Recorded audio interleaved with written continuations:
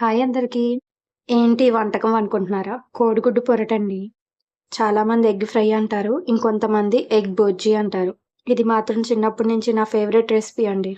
ఈ కోడిగుడ్డు పొరటులో అక్కడక్కడ పచ్చిమిరపకాయ తగులుతా, వెల్లుల్లిపాయ తగులుతా తింటా ఉంటే అబ్బా! భలే ఉంటుందసల. ఇంట్లో ఏ కూరగాయలు లేకపోయినా సరే 2 కోడిగుడ్లతో ఇది చేసుకొని తినేయొచ్చు. అంత బావుంటుంది.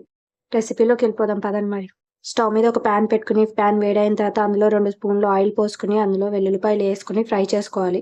వెల్లుల్లిపాయ ఫ్రై అయిన తర్వాత జీలకర్ర, పచ్చిమిరపకాయ కూడా ఫ్రై చేసుకోవాలండి. పచ్చిమిరపకాయ కొంచెం బాగా ఫ్రై అవ్వనివ్వాలి. తర్వాత బాగా సన్నగా తరిగిన ఉల్లిపాయ ముక్కలు తీసుకొని ఫ్రై చేసుకోవాలి.